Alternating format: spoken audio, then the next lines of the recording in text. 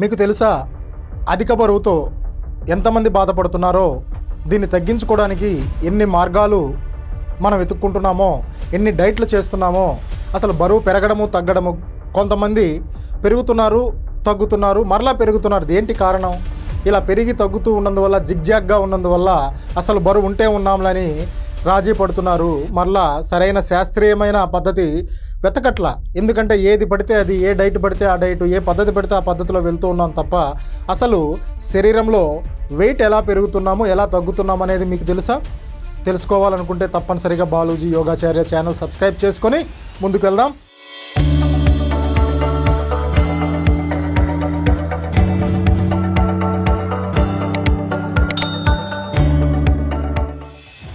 నీళ్ళ ద్వారా కూడా బరువు పెరుగుతూ ఉంటారు. అంటే నీళ్ళు తాగమనే వద్దనే? నీరు ఎక్కువగా తాగితే బరువు పెరుగుతారా? పెరుగుతారు.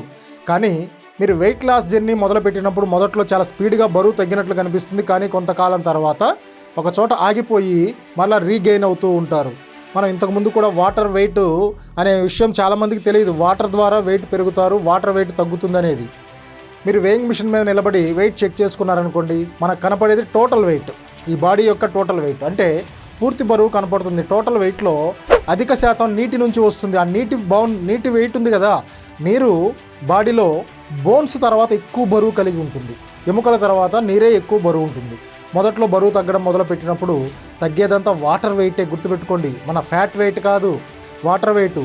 మనం క్యాలరీలను రెస్ట్రిక్ట్ చేసి వర్కౌట్స్ ద్వారా ఎక్స్ట్రా క్యాలరీలను కరిగిస్తున్నప్పుడు బాడీ గ్లైకోజన్ని ఎనర్జీగా కన్వర్ట్ చేసుకుంటుంది. గ్లైకోజన్ అంటే సింపుల్ షుగర్, గ్లూకోజ్ యొక్క స్టోరేజ్ ఫామ్ అది. ఇది లివరు, మజిల్స్లో స్టోర్ అయి ఉంటుంది, మనం వాడుతున్నాము.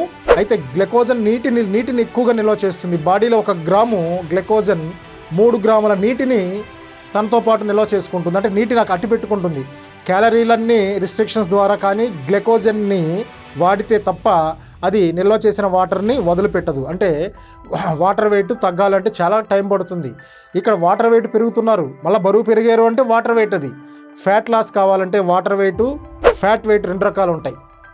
వాటర్ వెయిట్ యొక్క లక్షణాలు ఏంటో, బరువులో తరచుగా మార్పులు జరుగుతూ ఉండడం ఏంటో, ఒక హెల్దీ రొటీన్గా ఒక డైట్ కానీ ఒక వ్యాయామ పద్ధతులు కానీ ఫాలో అవుతూ ఉంటే బరువు తగ్గుతూ పెరుగుతూ ఉన్నారంటే ఏంటి తప్పు? ఎక్కడ ఆలోచించామా? అది వాటర్ వెయిట్ అయ్యే ఛాన్సే ఎక్కువ ఉంటుంది. మన బాడీకి ఎంత వాటర్ వెయిట్ని హోల్డ్ చేస్తుందనేది రకరకాల కారణాల మీద ఆధారపడి ఉంటుంది. వాటర్ వెయిట్ని తగ్గించుకుంటే ముందు ఫ్యాట్ వెయిట్ తగ్గుతుంటుంది. ఎంత నీరు తాగాలి? బరువు తక్కువగా ఉన్నప్పుడు అప్పుడప్పుడు కొద్దిగా బరువు పెరిగినట్లు అనిపించినా నిరాశపడమాకండి. బరువు తగ్గే కాలం ఎంతకాలం పెట్టుకోవాలి? ఒక ప్రణాళిక లేదా? అతి త్వరగా తగ్గాలా? మనం అతి త్వరగా పెరిగామా? ఫ్యాట్ వెయిట్ తగ్గించుకోవాలి ఫస్ట్. మనము ఫ్యాట్ వెయిట్ వదిలించుకోగలుగుతున్నామా, వాటర్ వెయిట్ వదిలించుకుంటున్నామా అనేదానికి మనకి మనం చెక్ చేసుకోవచ్చు. రాత్రికి రాత్రి లేదా ఒక రోజులో కిలో తగ్గారు లేకపోతే 2 కేజీలు తగ్గామని చెప్తూ ఉంటారు. అది పూర్తిగా వాటర్ వెయిటే. చాలామంది చెప్తుంటారు మేము 5 కేజీలు తగ్గామని. వాటర్ వెయిటే. సాధారణంగా చాలామంది వారానికి కిలో లేదా 3 కేజీల దాకా తగ్గుతూ ఉంటారు. టోటల్ బాడీ ఫ్యాట్లో 1% మాత్రమే తగ్గుతారు. వెయిట్ గెయిన్ కూడా ఇలాగే జరుగుతుంది. వేయింగ్ మిషన్ మీద నిలబడి 1.5 కిలోలు పెరిగారని గమనిస్తే అదంతా బాడీ హోల్డ్ చేస్తున్న నీటి వెయిట్ మాత్రమే.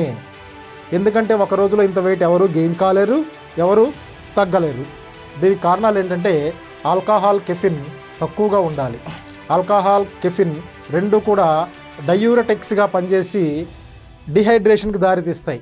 బాడీ డీహైడ్రేట్ అయినప్పుడు మళ్ళా తగినంత నీరు అందే వరకు నీటిని రిటైన్ చేస్తుంది.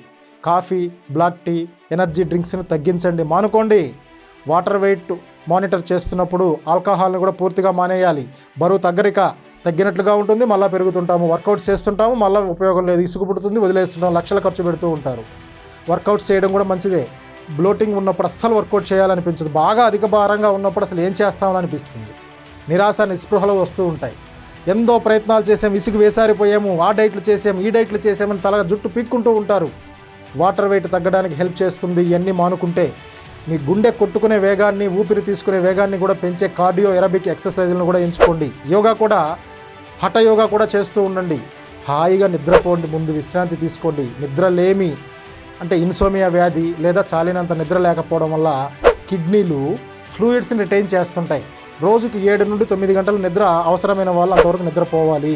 ప్రశాంతంగా నిద్ర పట్టాలంటే నిద్రకి గంట ముందుగా గాడ్జెట్స్, ఎలక్ట్రానిక్ ఐటమ్స్కి దూరంగా ఉండాలని గత ఎపిసోడ్స్లో చెప్పుకుంటూ ఉన్నాము. అలాగే మహిళలకి పీరియడ్స్ ముందు హార్మోనల్ చేంజెస్ వల్ల పీరియడ్స్కి వారం 10 రోజుల ముందు నుండి స్త్రీలలో కూడా బ్లోటింగ్ స్టార్ట్ అవుతుంది. ఆ సమయంలో ఈస్ట్రోజిన్, ప్రొజెస్టారన్ ఎక్కువగా రిలీజ్ అవ్వడం వల్ల బాడీ ఫ్లూయిడ్స్ని రిటైన్ చేస్తుంది. మీ సైకిల్కి పీరియడ్స్కి ముందుగా కొన్ని డైట్స్ అడ్జస్ట్ చేసుకుంటే ఈ బ్లోటింగ్ని తగ్గించుకోవచ్చు. అందువలన ఫస్ట్ వాటర్ని ఎలా తీసుకోవాలో తెలుసుకుంటే బరువు పెరిగినప్పుడు కంగారు పడక్కర్లా, తగ్గినప్పుడు సంతోషపడక్కర్లేదు, బాధపడక్కర్లేదు. దాన్ని ఎలా తగ్గించుకోవాలి?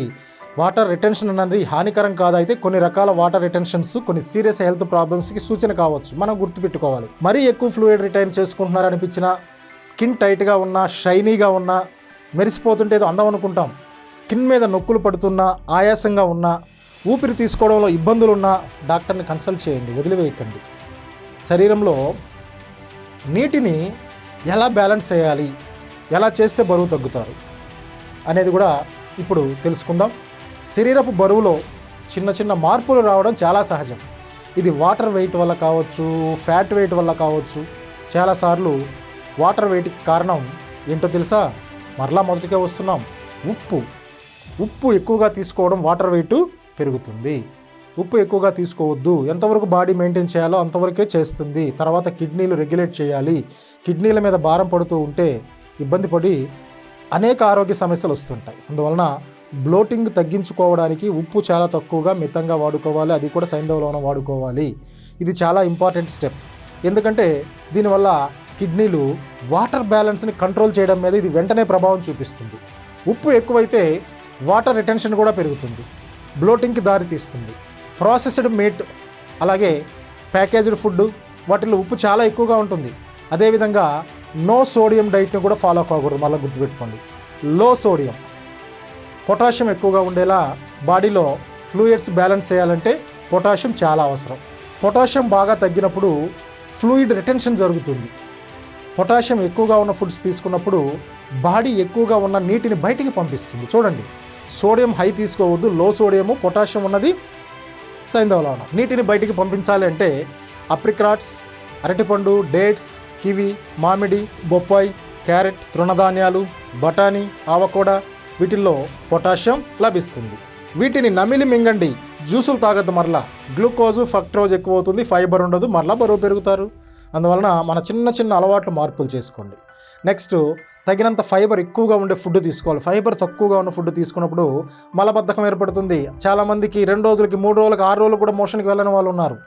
ఇది కూడా బ్లోటింగ్కి, వాటర్ రిటెన్షన్కి దారితీస్తుంది. రోజుకు స్త్రీలు ఖచ్చితంగా 30 గ్రాముల ఫైబర్ తీసుకోవాలి, పురుషులు 40 గ్రాముల దాకా ఫైబర్ని తీసుకోవాలి. అన్ని రకాల కూరగాయలు, పండ్లు తీసుకుంటూ ఉండండి. దానివల్ల తగినంత ఫైబర్ వచ్చి కాన్స్టిపేషన్ సమస్యను తగ్గించి వాటర్ వెయిట్ రెడ్యూస్ చేస్తుంది. వాటర్ వెయిట్ తగ్గిన తర్వాత ఫ్యాట్ వెయిట్ నిదానంగా కరిగించుకోవచ్చు. అలాగే ఇంకొక అద్భుతమైన ఆహారం ప్రోబయోటిక్స్. దీనివల్ల వైరస్ దాడి కూడా మన మీద తగ్గిపోతుంది. కొన్ని ఫుడ్స్లో సహజంగా ప్రోబయోటిక్స్ ఉంటాయి. ఇవి గ్యాస్ని తగ్గిస్తాయి, బ్లోటింగ్ని తగ్గిస్తాయి. ఈ probiotics gastro intestinal system regulate చేస్తాయి. పెరుగు, కొన్ని పచ్చళ్ళు అంటే అన్ని పచ్చళ్ళు తినద్దు, ఎలా తినాలో తర్వాత చెప్తాను. పచ్చళ్ళలో ప్రోబయోటిక్స్ లభిస్తాయి. అలాగే కార్బోహైడ్రేట్ ఫుడ్ కూడా తక్కువగా తీసుకోవాలి. లో క్యాలరీ డైట్ కన్నా వాటర్ వెయిట్ తగ్గడానికి లో కార్బో డైట్ బాగా పనిచేస్తుంది. కార్బో డైట్ అంటే తెలుసు కదా, ఈ మధ్యకాలంలో రకరకాల డైట్లు చేసిన వారందరికీ ఇది తెలుస్తుంది. కార్బోహైడ్రేట్స్, రిఫైన్డ్ కార్బ్స్ 100% హోల్ గెయిన్స్లో దొరుకుతుంది. ఎక్కువగా ఉన్న ఫుడ్ తగ్గిస్తే వాటర్ వెయిట్ని ఈజీగా తగ్గించుకోవచ్చు. బ్రెడ్ ముఖ్యంగా నేను ఇందాక చెప్పాను మీకు గత ఎపిసోడ్లో 5 రకాల తెల్లటి పదార్థాలు అవాయిడ్ చేయాలని.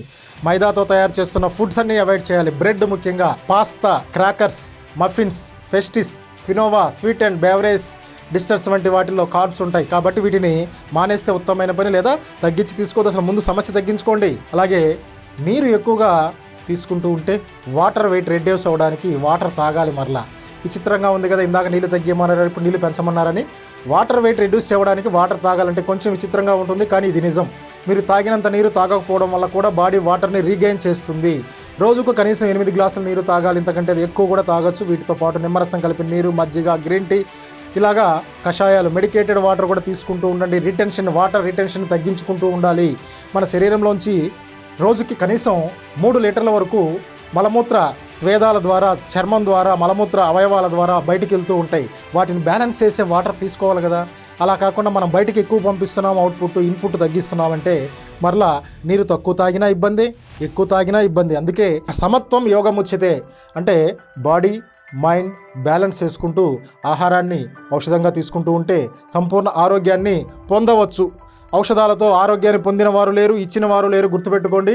తప్పనిసరిగా మీ ఆరోగ్యం మీ చేతుల్లో, మీ చేతల్లో ఉండాలంటే బాలూజీ యోగాచార్య ఛానల్లో ఇలాంటి అనేక ఆసక్తికరమైన అంశాలు మీకు అందించబోతున్నాం. తప్పనిసరిగా సబ్స్క్రైబ్ చేసుకొని 10 మందికి షేర్ చేసి అద్భుతమైన అవకాశం 10 మందికి మీరు కూడా పంచుతారని ఆశిస్తూ అందరికీ ఆరోగ్యాన్ని ప్రకృతి ప్రసాదించాలని. ఆరోగ్యమస్తు, శుభమస్తు.